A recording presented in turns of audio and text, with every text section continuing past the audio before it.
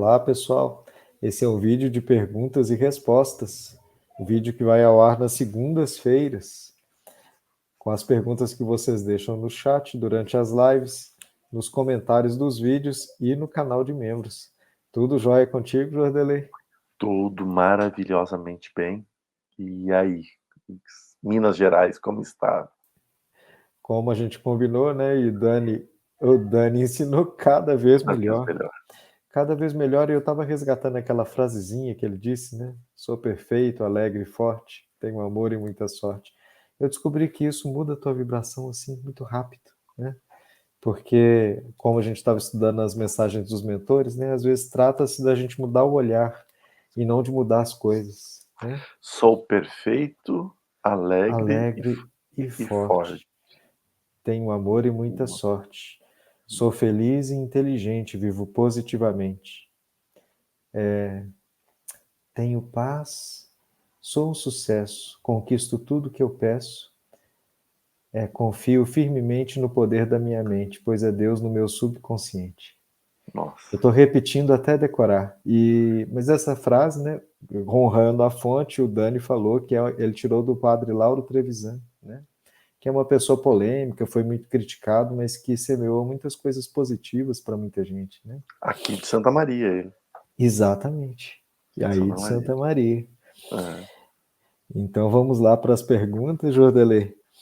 A primeira é da Samantha Goulart, e ela perguntou o seguinte: o que vocês acham sobre os cristais e seus significados na espiritualidade? Samanta, minha querida irmã, eu preciso estudar muito sobre cristais, porque o meu conhecimento é nulo, né? Eu sei que eu tenho cristais em casa porque eu ganho eles. E até num evento que eu fiz com o Joel Aleixo, a gente ganhou lá um que estava relacionado a cada um dos chakras. Além de umas pedras que o Reinaldo me deu, outras que a gente comprou, que eu ganhei quando foi para Ametista do Sul, que é uma cidade que tem distração como essa aqui, que tem aqui na mesa aqui.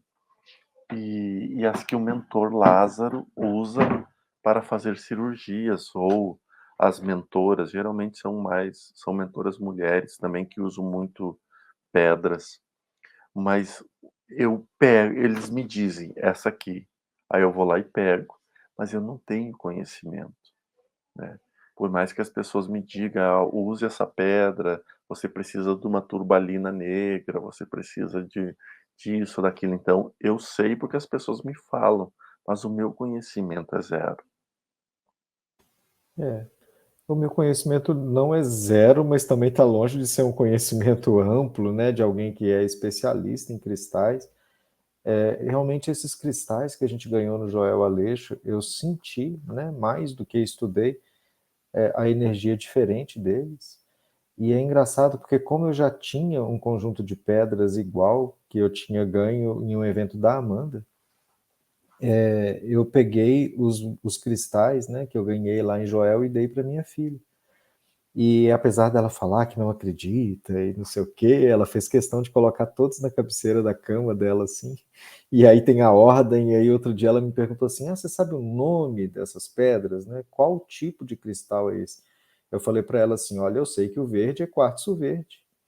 E eu sei, né, que o amarelo, né, às vezes também tem nomes que variam, mas costuma ser um quartzo também amarelo, né? Tem muitas pedras dessas que são mais simples, que são quartzos, porque são variações de silício, né, que é um material mais barato. Mas mesmo a ametista também é um silício com traços de outros metais que dão as cores, né? Agora, quando aparece esse assunto dos cristais, eu não consigo deixar de lembrar da água, né? Os mentores mesmo já falaram em uma das lives, e eu já vi outros estudiosos falando, né, que a água, ela é um cristal, porque ela se organiza de uma forma tridimensional a formar figuras geométricas que têm uma memória, que têm uma recordação. Por isso que a água é tão propícia a ser magnetizada ou fluidificada, né?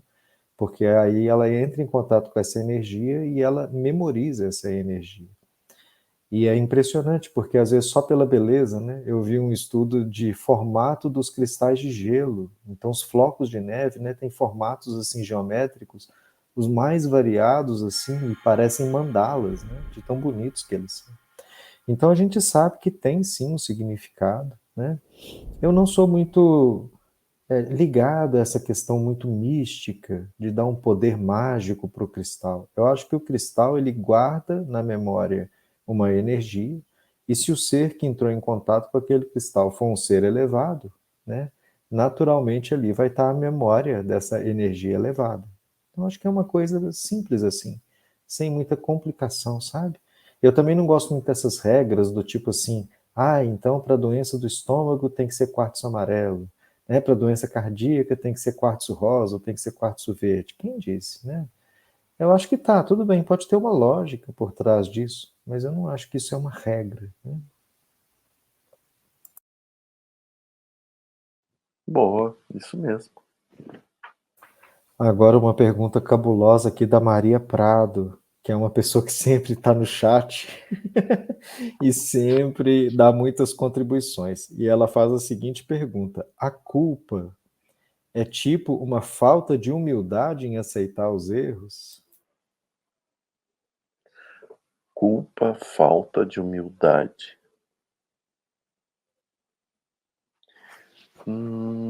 Eu diria que não são as mesmas coisas. A, a falta de humildade é não reconhecer, mesmo sabendo que nós estamos equivocados, não reconhecer. Isso para mim é falta de humildade, né? Ou orgulho, ou alguma coisa assim, eu nunca erro, então tem todo esse processo. O processo da culpa, e claro que é muito particular meu isso que nós estamos falando, né? A culpa para mim ela tem um outro significado, que é eu não me achar merecedor das coisas. Então, tudo que eu faço, eu olho com um olhar de muito julgamento. E aí eu faço um único errinho, e aquele errinho ganha uma proporção muito grande para os meus pensamentos, para as minhas ideias. Então eu começo a me condenar por aquilo. Isso para mim é a culpa, né? Esse julgamento em excesso. Então eu acho que é tudo errado, eu acho que todo mundo faz certo e eu faço tudo errado. Isso vai pesando sobre mim. E veja que isso não está relacionado à sua visão, assim, né? Mas é claro, volto a dizer, isso é muito meu, então eu me sinto culpado de muitas coisas ainda. E toda vez que eu me vejo na culpa, é como se eu tivesse de novo numa idade antiga, né, 300, 400 anos atrás, com uma chibata de couro e metal, ajoelhado, batendo nas minhas costas. Fico revivendo aquilo e me martirizando por aquilo, né. E isto é sentir-se culpado. E isso faz com que eu não avance, porque o tempo a energia que eu gasto revendo aquilo que eu me condeno, impede de eu fazer novas conquistas, novas buscas para crescer. Mas pelo menos essa é a minha visão, minha querida irmã. Acho que culpa é um sentimento muito complexo, né? E é engraçado que às vezes a gente tem essa coisa da culpa do outro, né? Então, assim, a culpa também tem uma relação com o julgamento. A gente está julgando o outro, isso é culpa do outro, isso é culpa minha. E também, às vezes, tem uma questão de uma inflexibilidade, né? Não, isso não pode ter acontecido, eu não podia ter errado. Aí eu acredito que quando tem esse traço da culpa, de eu olhar para mim mesmo e dizer assim, eu não podia ter errado, eu já sabia isso, e como é que eu fui errar isso, né? Aí eu acredito sim que pode ter uma questão com uma relação da falta de humildade, não no sentido da humildade evangélica, mas da humildade de eu enxergar o meu tamanho, né? Então, por exemplo, quando eu digo assim, não, eu já sabia isso, então como eu já sabia, eu não posso ter errado, e aí eu tenho essa culpa, né? E aí tem essa coisa da inflexibilidade comigo mesmo, aí eu acho que tem a ver com uma falta de eu não entender. Se eu errei, é porque eu não sabia. Se eu já soubesse, eu não tinha errado de novo. Então, sim, né? Tá ligado a essa falta de reconhecer que então eu ainda não estava acertando isso porque eu ainda não estava bom o suficiente naquilo, né? Talvez eu tive um erro na minha autoavaliação de achar que eu ia sempre acertar aquilo e não acertei. Mas eu não acho que a gente deve pensar na falta de humildade e na culpa como coisas negativas. São coisas só que estão me mostrando partes de mim que eu preciso conhecer. Eu acho que o risco que vem é quando eu tento negar isso, né? Igual disse o Jordelei, ou eu tento ignorar essa parte minha, ou pior, né, eu tento reprimir, porque aí isso vira uma sombra. Então, por exemplo, eu não aceito que eu erre, eu não aceito a culpa. E aí aquilo vai para uma parte minha que eu não enxergo. E aí, às vezes, eu faço uma reação que é o contrário, né? Que é, eu sou assim mesmo, não tô nem aí, e quem não quiser me aceitar assim, problema dele, né? E aí eu travo uma possibilidade de eu conseguir lidar com aquilo sem sofrer, que era de, peraí, como eu vou lidar com isso de uma maneira natural, e entender que eu estou aprendendo, e que se eu errei, né, aceitar o erro, que ela falou na pergunta dela, né, faz parte do aprender. Cair da bicicleta faz parte de aprender a andar de bicicleta. Não tem como aprender a andar de bicicleta sem cair de bicicleta, né? Então, não é um erro no sentido de um planejamento de um algo errado, né? Mas um erro no sentido de, para aprender, eu preciso errar. E aí, se eu consigo enxergar dessa maneira que é muito mais leve, aí eu vou ter oportunidade de refazer aquilo. E se eu errar de novo, eu vou levantar de novo e refazer de novo, até eu conseguir, agora eu domino isso aqui, né? Não precisa de eu ter culpa de eu ter caído da bicicleta, todo mundo cai. E vamos embora, né? Exatamente, porque duas rodas, só uma certeza você tem: irá cair, só não sabe quando. É, aprender as virtudes também, né? É, Vem da gente executar os pecados às vezes. E uma pergunta aqui mais para ti que para mim. E eu sei que você vai falar de uma maneira meio opinião sua, mas eu acho que aqui é para a gente escutar a opinião do Jordelei, né? Alienay Souza Santos Sales perguntou o seguinte: o que é concílio kármico? bem, concílio é uma reunião de seres para discutir alguma coisa. Essa terminologia vem principalmente da Igreja Católica, nos concílios que eles fizeram ao longo das épocas para decidir alguns pontos ligados aos segmentos que a Igreja teria.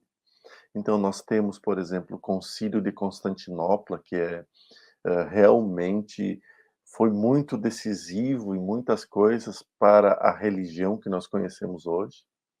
Nós também tivemos o Concílio de Nicéia, que também teve alterações muito grandes. Então, o clero, o alto clero, se reunia para discutir o que saía e o que entrava na religião.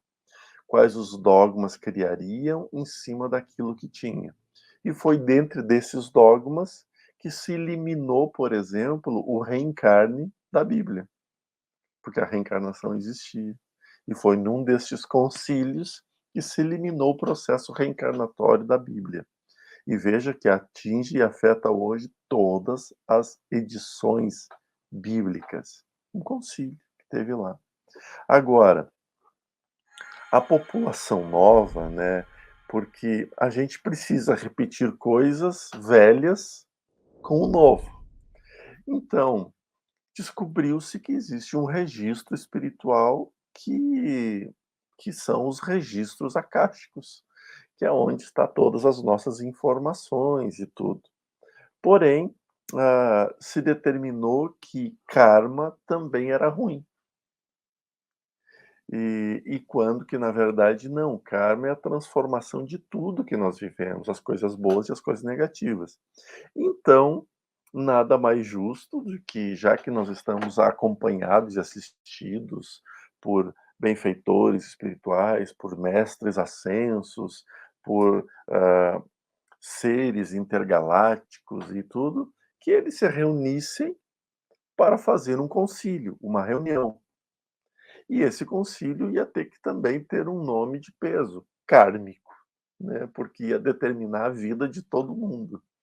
E então começou a usar essa terminologia, um concílio kármico. Nada mais é que uma reunião de seres que trabalham em cima dos avanços e das alterações do mundo, né? Lembrando que também os concílios ocorrem no lado das trevas. Há muitos concílios, e entre eles alguns concílios kármicos.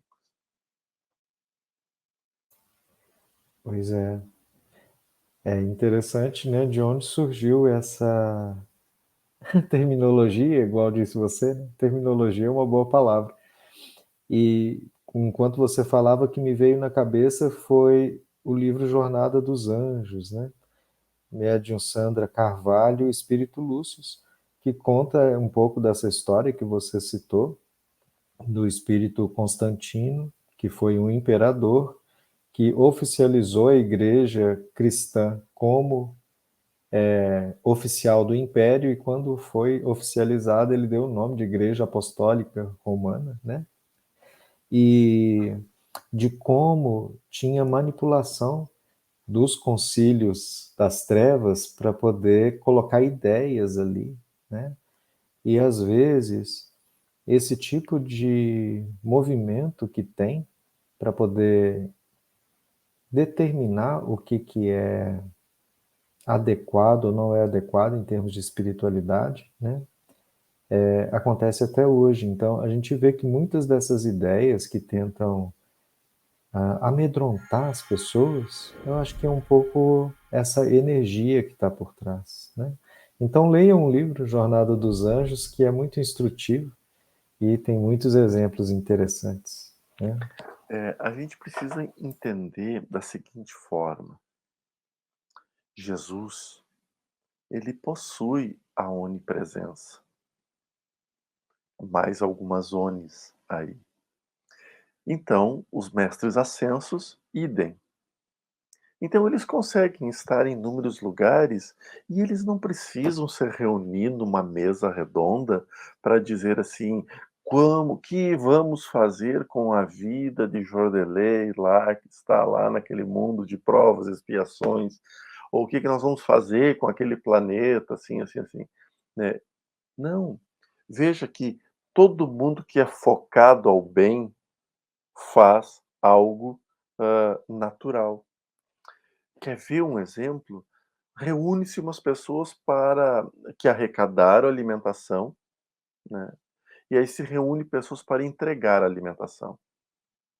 Não se faz uma reunião dizendo, ó, só vai entregar assim, assim, assim, tu tem que fazer isso, tem que fazer aquilo. Não, a gente chega nos alimentos, vê as pessoas e sai distribuindo, entregando. Por quê?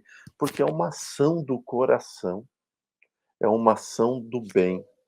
Quando se tem muita arquiteturas por trás de estratégias, de metas, agora falando de questões espirituais, não de trabalho, porque nos trabalhos a gente precisa reuniões, organizações, estratégias e metas, por favor.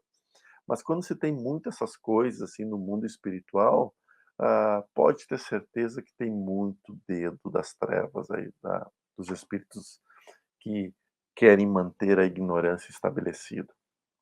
E eles agem sobre os religiosos, todas as religiões, eles agem sobre eles, agem sobre nós, os espíritas, sobre candomblecistas, umbandistas, né? E eles agem sobre a política, sobre os governos, tudo aonde se possa imaginar, existe uma arquitetura por trás para atravancar. E assim ocorreu em determinados épocas, períodos e história.